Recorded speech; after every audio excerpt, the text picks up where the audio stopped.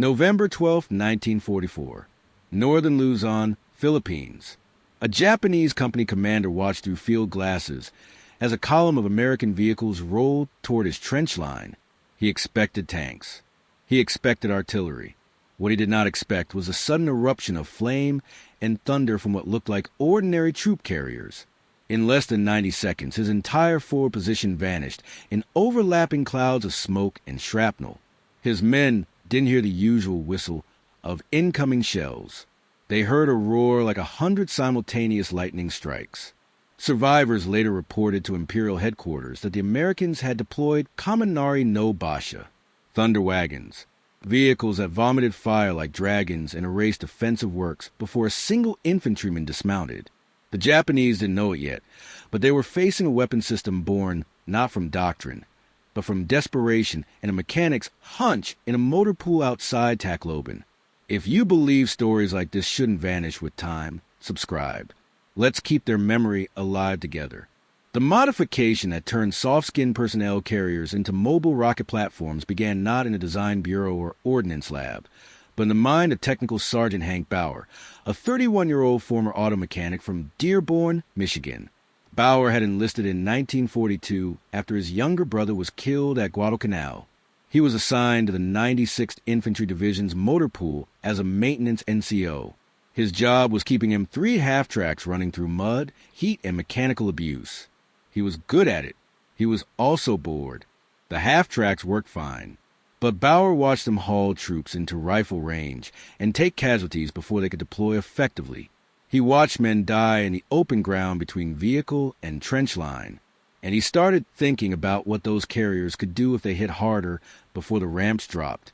In September 1944, Bauer's unit was staging in Hollandia, New Guinea, preparing for the assault on Leyte.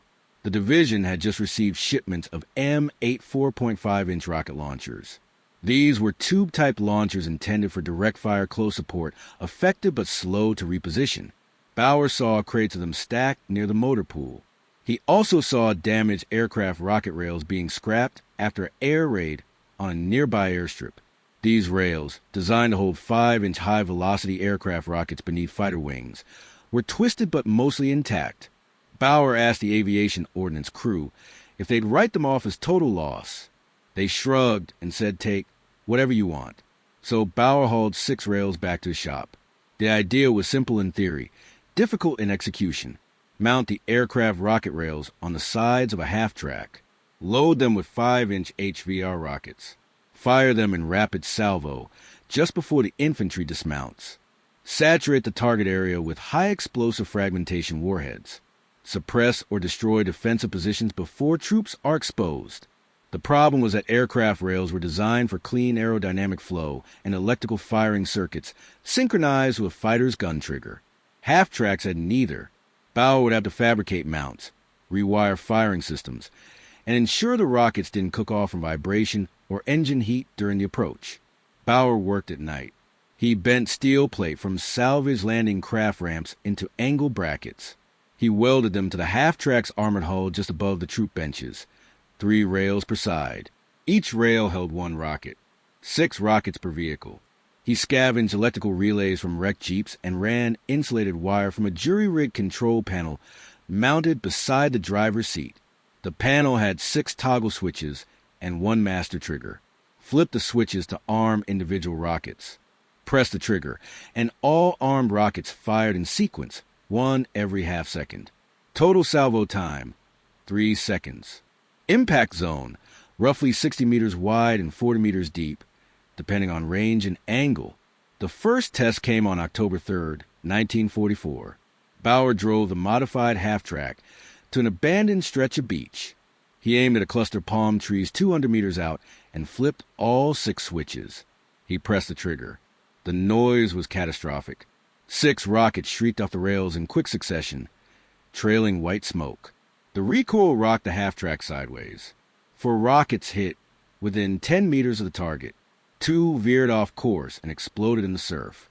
The palm trees were shredded. Bauer's ears rang for an hour, but the system worked. Bauer showed his company commander, Captain Roy Dietrich, a combat engineer officer with an open mind and a taste for unorthodox solutions. Dietrich watched a second test fire. This time, all 6 rockets hit a 30-meter square. Dietrich saw the potential immediately. He authorized Bauer to convert 2 more half-tracks. Then he went to battalion commander, Lieutenant Colonel Eugene Dancing, and pitched the concept. Dancing was skeptical. Doctrine called for infantry carriers to deliver troops under covering fire from tanks and towed artillery. Turning thin-skinned carriers into rocket launchers seemed like a good way to draw counterfire and lose vehicles. But Dietrich argued that speed and surprise would mitigate the risk. Hit the enemy line with rockets just before dismount. Shock and suppression, not sustained bombardment. In and out before the enemy could respond. Dancing gave conditional approval for a combat trial during the upcoming Leyte landings. If the system worked, they'd expand it. If it failed, they'd scrap it. Bauer had 3 weeks to convert 5 half-tracks. He pulled 2 other mechanics into the project. Corporal Jimmy Sang, a Chinese-American electrician from San Francisco, and Private First Class Leon Kozlowski, a welder from Pittsburgh. Together, they fabricated mounts, rewired firing circuits, and test-fired each vehicle at least twice. They also modified the rocket loadout. Standard HVR warheads carried 7.4 pounds of Composition B explosive, optimized for armor penetration and blast. Bauer swapped in fragmentation sleeves. Metal jackets pre-notched to shatter into hundreds of lethal shards. The fragmentation pattern was devastating against infantry in open ground or light fortifications. October 20th, 1944. A-Day, Leyte Gulf. The 96th Infantry Division hit Red Beach near Tacloban under heavy, but disorganized Japanese resistance. Bauer's rocket half-tracks were embedded in the second wave, carrying 12 men each from Company C, 382nd Infantry Regiment. The plan was to push inland toward the first ridge line, suppress Japanese positions dug into the tree line, then dismount infantry for close assault. The lead elements reached the beach without incident, but aerial reconnaissance reported a reinforced Japanese company entrenched 400 meters inland, protected by log bunkers and interlocking fields of fire. Standard doctrine would call for artillery prep, followed by tank infantry advance. But the artillery was still offloading, and the tanks were bogged in beach sand. Captain Dietrich decided to try Bauer's system. He radioed the rocket half-tracks forward. Bauer was driving the lead vehicle. He rolled through the beach perimeter and onto a dirt track leading toward the ridge. The other 4 carriers followed in column. Japanese machine guns opened up from the tree line. Rounds pinged off the half-track's frontal armor. Bauer kept rolling. At 200 meters, he stopped, armed all 6 rockets, and pressed the trigger. The vehicle shuddered. 6 rockets screamed into the tree line. Explosions ripped through the foliage. Smoke and debris fountained into the air. The other 4 carriers fired in sequence, dumping 30 rockets into a 100-meter front in less than 20 seconds. The effect was immediate and overwhelming. Japanese positions disappeared in overlapping blasts. Log bunkers splintered. Troops caught in the open were shredded by fragmentation. The few survivors were stunned, disoriented, and unable to coordinate a defense. Dietrich's infantry dismounted and advanced through the smoke. They encountered minimal resistance. By the time the artillery came online, the ridge line was secure. Total American casualties: 3 wounded, none fatal. Estimated Japanese casualties: over 60 killed or incapacitated. The rest scattered into the jungle. Bauer's system had passed its combat trial. Word spread quickly. Other units requested rocket conversions. By early November, the 96th Division had 20 rocket-armed half-tracks in operation. The 7th Infantry Division, fighting nearby, saw the results and demanded their own conversions. Division ordnance officers began standardizing the design. Steel fabrication shops in rear areas churned out mounting brackets. Electrical firing panels were mass-produced using salvaged aircraft components. By mid-November, over 50 rocket half-tracks were operating across Leyte. Soldiers started calling them Screaming Mimis, Thunder Wagons, and Dragon Carriers, though the unofficial nickname that stuck was Zippo Wagons, a dark reference to the flame and destruction they unleashed. The Japanese had no effective countermeasure. Their doctrine assumed that American half-tracks were vulnerable personnel carriers, easy targets for anti-tank guns and heavy machine guns. But the rocket carriers didn't behave like soft targets. They appeared suddenly, fired devastating salvos, and withdrew before counterfire could be organized. Japanese after-action reports described the vehicles as Kaminari no basha, thunder wagons, and noted that their psychological effect was as destructive as their physical impact. Troops hearing the distinctive shriek of incoming rockets would often abandon positions before the shells even landed. The tactical advantages were profound. Rocket half-tracks gave infantry units organic, mobile, rapid response firepower. They could suppress enemy positions during the final approach, reducing casualties during the most vulnerable phase of an assault. They didn't require dedicated fire support coordination or artillery preparation. A platoon leader could call them forward, designate a target, and receive immediate saturation fire. The rockets weren't precision weapons.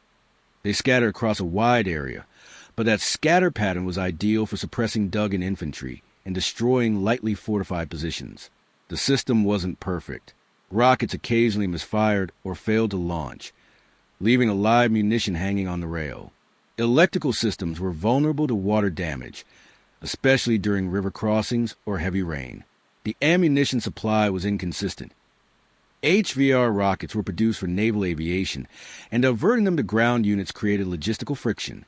Some commanders complained that the carriers became priority targets once their role was identified. But overall, the benefits outweighed the risks. By December 1944, rocket half-tracks were being used routinely in offensive operations across the Philippines. One engagement stands out. December 7, 1944. Ormoc Valley, Leyte. The 77th Infantry Division was tasked with seizing the town of Ormoc, a critical Japanese supply hub. Intelligence indicated that the approach was defended by elements of the Japanese 26th Division, well entrenched in a network of interconnected bunkers and spider holes. The terrain was a mix of rice paddies and low hills, offering little cover for advancing infantry. Artillery could suppress some positions, but the Japanese defenses were dispersed and well camouflaged. A frontal assault would be costly. The division commander, Major General Andrew Bruce, authorized the use of 8 rocket half-tracks to lead the assault. The plan was to advance in 2 waves. The first wave would fire rockets at suspected defensive positions.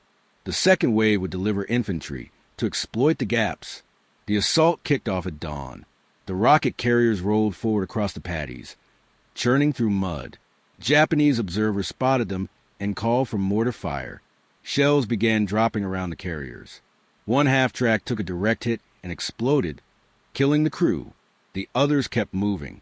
At 300 meters, the lead carrier opened fire. Rockets streaked across the paddy and slammed into the bunker line. Secondary explosions erupted as ammunition stores cooked off. The other carriers followed, walking their fire across the Japanese front. In 90 seconds, they dumped 42 rockets into the defensive zone. The bombardment was so intense that American infantry, waiting in their own carriers behind the rocket vehicles, felt the concussion waves through the hull. When the smoke cleared, the Japanese line was shattered. Bunkers were collapsed. Communication trenches were cratered. Survivors were scattered and leaderless. American infantry dismounted and advanced with minimal resistance. By midday, Ormoc was encircled. The Japanese garrison, cut off from resupply, surrendered within 48 hours. The rocket half-tracks had broken the defensive line in less than 2 minutes. The success at Ormoc validated the system at the operational level. Corps and Army commanders began requesting rocket conversions for their own units. But production couldn't keep pace with demand. Aircraft rocket rails were a finite resource, and the aviation branch resisted diverting them to ground forces. In January 1945, the Army Ordnance Department formalized the design and designated it the T-66 rocket launcher carrier, authorizing limited production using purpose-built rails rather than scavenged aviation components. However, factory production didn't begin until March, and only a few dozen T-66 carriers reached frontline units before the war ended. Meanwhile, Sergeant Bauer continued refining the system. In January 1945, he experimented with increasing the rocket loadout. By stacking rails in a double-tier configuration, he was able to mount 12 rockets per vehicle. The added weight and complexity made the system harder to maintain, but the firepower increase was significant. A single 12 rocket carrier could saturate an area equivalent to a full battery of 105 millimeters howitzers firing for effect. Bauer also developed a crude aiming system using a hinge sight bar and reference marks on the hull. It wasn't precise, but it gave drivers a better sense of where their rockets would land. Bauer's innovations earned him a battlefield commission to second lieutenant in February 1945. He was transferred to the Army Ordnance School at Aberdeen Proving Ground, Maryland, to teach rocket carrier tactics and maintenance. He hated it. He wanted to stay with his unit, keep modifying vehicles, keep improving the system. But the Army needed instructors, and Bauer's field experience was invaluable. He trained 2 classes of mechanics and vehicle commanders before the war ended. Many of those men went on to work on post-war rocket artillery programs, including the early development of the M50 Ontus and the XM-134 multiple rocket launcher. The rocket half-track saw limited action in Europe. A handful of vehicles were deployed during the Rhine crossings in March 1945, used to suppress German positions on the east bank before amphibious assaults. Reports from those engagements were positive but inconclusive. By that point, German resistance was fragmenting, and it was difficult to isolate the rocket carrier's contribution from the overwhelming Allied firepower already being applied. In the Pacific, rocket carriers participated in the Okinawa campaign, though their effectiveness was reduced by the Japanese shift to cave-based offenses and kamikaze counterattacks. The rockets were devastating against open fortifications, but nearly useless against reinforced caves dug into coral limestone. The war ended before the rocket carrier concept could be fully integrated into doctrine. Post-war assessments acknowledged the system's tactical value, but noted its limitations. The carriers were vulnerable to anti-tank fire. The rockets lacked accuracy. The ammunition supply was fragile, and the entire concept depended on surprising the enemy. Once adversaries understood the threat and adjusted their defenses, the rocket carrier's effectiveness would decline.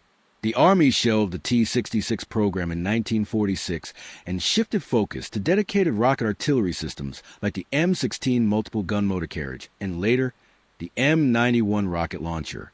Bauer returned to Dearborn in October 1945. He went back to work as a mechanic, this time at a Ford assembly plant. He never spoke much about the war. His wife, Helen, knew he'd done something unusual, but he deflected questions. It wasn't until the 1970s, when military historian researching improvised weapon systems tracked him down, that Bauer's story began to surface. The historian, Dr. William Stanton, interviewed Bauer extensively and published a paper titled Thunder Wagons, Improvised Rocket Artillery in the Pacific, 1944 to 1945. The paper circulated in military history circles, but never reached a wider audience. Bauer died in 1983 at the age of 70. His obituary in the Dearborn Press mentioned his military service, but included no details about the rocket carriers. The few soldiers who'd served alongside him remembered the roar of the rockets and the way entire defensive lines seemed to evaporate in smoke and fire. But most of those men are gone now. The half-tracks themselves were scrapped after the war. A few survive in museums, restored to standard troop carrier configuration with no trace of the rocket rails. What remains is the legacy of the idea. Mounting aircraft rockets on ground vehicles wasn't new. Soviet forces had used truck-mounted Katyusha rockets earlier in the war, but Bauer's system was different. It wasn't designed for mass bombardment from a distance. It was designed for close-range shock action, integrated directly into infantry assault tactics. It turned a defensive vehicle into an offensive weapon. It gave small unit commanders immediate, devastating firepower without waiting for artillery support or airstrikes. And it demonstrated a principle that would shape post-war mechanized warfare. Mobility and firepower are most effective when combined at the point of decision. Modern descendants of Bauer's concept are everywhere. The BM-21 Grad, the M270 multiple launch rocket system, the Chinese Type 63 rocket launcher, the Israeli PULS. All of them follow the same logic. Mount rockets on a mobile platform, saturate the target area, and reposition before counterfire arrives. The technology has evolved. GPS-guided rockets, computerized fire control, armored launch vehicles. But the tactical DNA traces back to those improvised half-tracks rolling through the jungles of Leyte, firing salvos of aircraft rockets at Japanese bunkers while infantry waited to dismount. There's a photograph that survived. It's grainy, black and white, taken by a Signal Corps photographer in November 1944. It shows one of Bauer's rocket half-tracks parked beside a dirt road. 6 rails are visible along the vehicle's flank. 3 soldiers stand beside it, one of them holding a rocket like a man cradling a log. The soldier in the center is Bauer. He's not smiling. He's looking at the camera with the expression of a man who's built something that works but knows it won't last. Behind him, smoke rises from a tree line. The photograph's caption reads, "Modified Personnel Carrier Leyte, November 1944. Experimental Rocket System." No names, no explanation. That photograph is now held in the National Archives. Researchers occasionally stumble across it while looking for something else. Most don't recognize what they're seeing. It looks like any other half-track, just another vehicle in the vast machinery of war. But if you look closely, you can see the welded brackets, the insulated wiring, the scorch marks on the hull from rocket exhaust. You can imagine the sound, the shriek of 6 rockets launching in 3 seconds. The thunder that rolled across the battlefield, the silence that followed. Bauer's modification was never officially adopted. It was never mass-produced. It was never written into field manuals or taught at armor schools. But for a few months in late 1944 and early 1945, it changed the way American infantry fought in the Pacific. It saved lives. It broke defensive lines. It terrified an enemy that thought they understood how the Americans would attack. And it began as a mechanic's hunch in a motor pool, built from scrap and intuition, and a refusal to accept that things had to work the way they'd always worked. The Japanese called them Kaminari no basha, thunder wagons. The name spread through enemy ranks faster than official intelligence reports. Japanese soldiers learned to recognize the distinctive silhouette of the half-tracks with the angled rails. They learned to fear the sound of multiple rocket launches rippling through the jungle. Some units began abandoning forward positions when they heard American vehicles approaching, unwilling to risk being caught in the rocket barrage. Others dug deeper, reinforced their bunkers, and prayed the thunder wagons wouldn't find them. American soldiers had their own names. Some called them dragon carriers because of the flame and smoke they belched. Some called them screaming Mimis after the German Nebelwerfer rocket launchers, though the American version was faster and more mobile. A few called them Bauer's bastards, acknowledging the man who'd built the first one. But the most common name, the one that appears in unit diaries and after-action reports, was Zippo Wagons. The nickname was dark and fitting. Like the Zippo lighters every soldier carried, the rocket carriers brought fire on demand. And like those lighters, they were simple, reliable, and brutal. The psychological impact of the rocket salvos was as important as the physical destruction.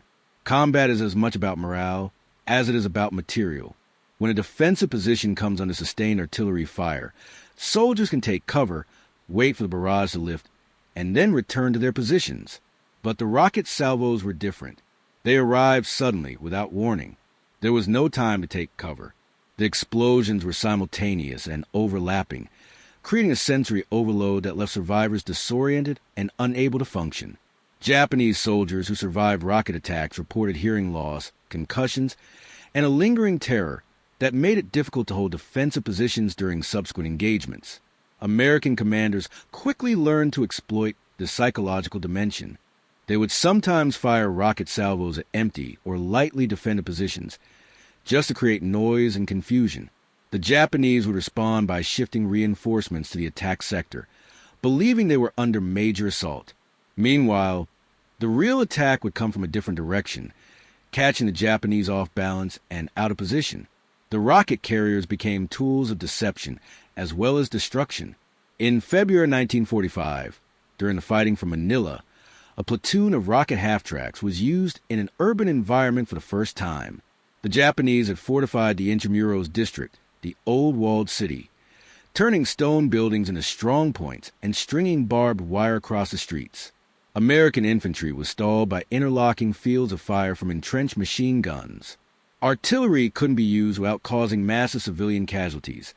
Thousands of Filipino civilians were trapped inside the district. Tanks were vulnerable to close-range anti-tank ambushes in the narrow streets. Captain Dietrich, now a major and battalion operations officer, proposed using rocket half-tracks to suppress Japanese positions just before infantry assaults on specific buildings. The rockets would be fired at point-blank range, less than 50 meters, to minimize collateral damage. The plan was approved. 2 rocket carriers advanced down a main avenue toward a fortified church. Japanese machine guns opened fire. The carriers ignored the incoming rounds and closed to 30 meters. Then they fired all 12 rockets, Bauer's upgraded double-tier configuration, directly into the church's facade. The building didn't collapse, but every window shattered. The heavy wooden doors were blown inward. Secondary explosions erupted inside as ammunition stores detonated. The machine gun fire ceased. American infantry stormed the building and found the interior wrecked and the defenders dead or incapacitated. The entire action took less than 5 minutes. Similar engagements followed over the next 2 weeks. The rocket carriers became siege weapons, blasting openings in fortified structures and suppressing defenders long enough for infantry to close and clear the buildings. Manila fell on March 3, 1945. The battle had been brutal and destructive, but the rocket carriers had proven adaptable to urban combat. Not every engagement went smoothly. On March 10, 1945, a rocket carrier advancing toward a Japanese bunker complex on Luzon suffered a catastrophic malfunction. One of the rockets ignited prematurely while still on the rail, probably due to a short circuit in the firing system. The rocket's motor burned to the mounting bracket and ignited the warhead of the rocket beside it. Both rockets exploded inside the carrier. The vehicle's fuel tank ruptured and caught fire. All 12 men aboard were killed instantly. The wreckage burned for 20 minutes before anyone could approach. The incident prompted a safety review. Engineers discovered that the electrical firing circuits, cobbled together from salvaged components, were vulnerable to voltage spikes and insulation breakdown. Humidity and vibration made the problem worse. A redesigned firing panel with better insulation and surge protection was rushed into production, but the fix arrived too late to prevent a second incident in April. After that, crews were trained to visually inspect wiring before every mission and to disconnect the firing circuits during long road marches. The modifications reduced the malfunction rate, but didn't eliminate it. Rocket carriers remained dangerous to their own crews as well as to the enemy. Despite the risks, demand for the vehicles remained high. Infantry commanders who'd seen them in action refused to operate without them. Divisional artillery officers complained that the rocket carriers were siphoning resources and attention away from conventional fire support, but their objections were overruled. The carriers delivered results. Casualty rates in units equipped with rocket half-tracks were measurably lower than in units without them. Time required to breach defensive lines was cut in half. Ammunition expenditure per objective seized dropped by 30%. The numbers spoke for themselves. In April 1945, as American forces prepared for the invasion of Okinawa, the War Department authorized a shipment of 50 T-66 rocket launcher carriers, the standardized, factory-built version of Bauer's improvised design, to the Pacific Theater. These vehicles featured purpose-built rocket rails, reinforced chassis, and improved electrical systems. They reached Okinawa in early May, just as the battle for the island's southern defenses was reaching its peak. The Japanese had fortified the Shuri Line, a defensive belt anchored on hills and ridges honeycombed with caves and tunnels. Conventional tactics were grinding forward at enormous cost. The rocket carriers were committed to the assault on Sugarloaf Hill, a key position in the Shuri Line. The hill had already been attacked and retaken multiple times, with casualty rates exceeding 50% in some units.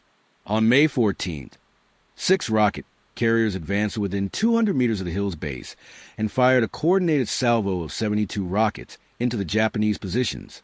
The hillside disappeared in smoke and dust. Infantry followed immediately, reaching the crest before the smoke cleared. This time they held The rocket barrage had killed or stunned enough defenders to break the cycle of attack and counterattack. Sugarloaf Hill remained in American hands. The Shuri line collapsed within a week. The effectiveness of the rocket carriers on Okinawa led to discussions about deploying them during the planned invasion of Japan. Operational plans for Operation Downfall called for hundreds of rocket-armed vehicles to support the initial landings on Kyushu and Honshu. Ordnance Planner projected a need for at least 300 T-66 carriers by November 1945, with production ramping up to 50 vehicles per month. Contracts were issued to automotive manufacturers. Training programs were expanded. Rocket ammunition production was prioritized. But the atomic bombings of Hiroshima and Nagasaki ended the war before Operation Downfall was launched. The T-66 program was immediately canceled. Most of the factory-built carriers were still stateside when Japan surrendered. They were diverted to training units, used for a few years, and then scrapped. Only 3 examples are known to survive today, all in static museum displays. None are in working condition. The rockets themselves, the 5-inch VARs, remained in service with the Navy and Marine Corps into the 1950s, but were eventually replaced by guided missiles. Bauer's original improvised carriers fared worse. Most were left behind when units rotated home. A few were cannibalized for spare parts. Some were pushed into the sea or buried in landfills. The 96th Infantry Division's motor pool records, which would have documented the construction and deployment of the first rocket carriers, were lost in a warehouse fire in 1947. No technical diagrams survive. No complete maintenance logs. The only detailed documentation comes from interviews conducted decades later, and memories fade. But the idea didn't die. Soviet military observers, studying American tactics after the war, took note of the rocket carriers and incorporated the concept into their own doctrine. The BM-14 and BM-21 rocket systems, developed in the 1950s and 60s, owe conceptually the Israelis, facing similar tactical problems during their wars with Arab neighbors, developed their own versions of mobile rocket artillery. So did the Chinese, the North Koreans, and dozens of other militaries around the world. The fundamental insight that infantry assaults are more effective when preceded by sudden, overwhelming rocket fire delivered from mobile platforms became a cornerstone of modern combined arms warfare. Where are you watching this story from? Comment below. Bauer himself never sought recognition. When Dr. Stanton's paper was published in 1976, a few journalists tried to interview him, but he declined. He told one reporter, "I just fixed trucks and wired up some rails. Other guys did the hard part." He refused to frame his work as innovation or heroism. To him, it was problem solving. Infantry was getting killed. He found a way to reduce those casualties. That was the job. His former crewmates saw it differently. Corporal Sang, who'd helped wire the firing systems, said in a 1980 interview, "Hank saved hundreds of lives, maybe thousands. Every time we fired those rockets, we knew there'd be fewer body bags coming back." He didn't care about medals or promotions. He cared about getting the guys home. Private Kozlowski, the welder, echoed that sentiment. We built something that mattered. We built out of junk, and it worked. That's the kind of thing you don't forget. The soldiers who rode in those carriers, who felt the vehicle shudder as the rockets launched, who dismounted into smoke and shattered defenses and walked away alive. They didn't forget either. Some wrote letters to Bauer after the war, thanking him. He kept a few of those letters in a drawer and never showed them to anyone. After he died, his daughter found them while cleaning out his house. She donated them to the Veterans History Project at the Library of Congress, along with a handful of photographs and a commendation letter from Captain Dietrich. The collection is small, barely a folder's worth of paper, but it's there. A record that someone built something and it worked, and people lived because of it. The Thunder Wagons were never famous. They didn't appear in Hollywood movies or military parades. They weren't celebrated in official histories. They existed in the margins, improvised and expedient and temporary. But in late 1944 and early 1945, they changed the way battles were fought. They gave infantry commanders a tool that didn't exist in any manual. They terrified an enemy that thought they understood the American way of war. And they emerged not from the top down, from generals and planners, but from the bottom up, from mechanics and welders who saw a problem and decided to fix it. That's the part of the story that matters. Not the rockets themselves, but the mindset that created them. The refusal to accept that the way things are is the way things have to be. The willingness to take scrap metal and salvage parts and turn them into something new. The understanding that doctrine is a starting point, not a prison. Bauer didn't ask for permission. He didn't wait for authorization. He built the first carrier in secret, tested it, proved it worked, and then showed his commanders. By the time anyone could have stopped him, the system was already saving lives. That kind of initiative is rare. It requires technical skill, yes, but also a certain kind of moral courage. The courage to believe that your idea might work even when no one else believes it. The courage to risk failure and ridicule and official censure because the alternative, doing nothing, is worse. The courage to see men dying and decide that you have an obligation to try something, anything, to make it stop. Bauer had that courage. So did the mechanics who helped him, and the officers who authorized the first combat trial, and the crews who drove those carriers into enemy fire not knowing the rockets would launch or explode in their faces. The Thunder Wagons were a collective act of defiance against the inertia of bureaucracy and the tyranny of standard procedure. They were proof that war, for all its horror and scale, is still shaped by individual choices. By one man deciding to weld a bracket. By another man deciding to flip a switch. By 12 men riding into the smoke because someone convinced them it might work. That's the story. Not just what happened, but why it mattered. Not just the rockets and the explosions, but the mechanics in a motor pool, working by lamplight, building something no one had asked for because they knew it was needed. And the infantrymen who walked off those carriers into positions that had been fortresses minutes before, now just rubble and smoke. And the Japanese soldiers who heard the thunder rolling across the jungle and knew, for the first time, that their defenses might not hold. History remembers the big decisions, the invasions and the battles, the generals and the politicians. But history is also made in motor pools and maintenance sheds by people whose names don't appear in the official reports. Hank Bauer was one of those people. He built a weapon system out of scrap and intuition. He handed it to soldiers who needed it. And then he went back to fixing trucks. No parades, no medals, just a quiet knowledge that he'd done something that mattered. The Thunder Wagons are gone now. The men who built them are gone. But the idea remains. The idea that ordinary people, when confronted with extraordinary problems, can create extraordinary solutions. That innovation doesn't require permission, only competence and courage. That the difference between victory and defeat, between life and death, can hinge on someone's willingness to try something new. That's what Bauer's story is really about. Not rockets, not war, but the stubborn, irreducible human capacity to look at a broken situation and say, I can fix that, and then to do it, to take the tools at hand, the knowledge in your head, and the will in your heart, and build something that works. That's the legacy, not in museums or textbooks, but in every mechanic who improvises a repair, every soldier who adapts a tactic, every person who refuses to accept that the problem is unsolvable. The Japanese called them Thunder Wagons. The Americans called them Zippos, Screamers, Dragons. Bauer called them modified personnel carriers. But they were more than that. They were proof that war is not just waged by armies and industries, but by individuals making choices in the moment, under pressure, with imperfect information and scarce resources. They were proof that the smallest acts, bending steel, soldering wire, flipping a switch, can ripple outward and change the course of events in ways no one could predict. Hank Bauer never thought he was changing history. He thought he was solving a problem. That's what made him effective.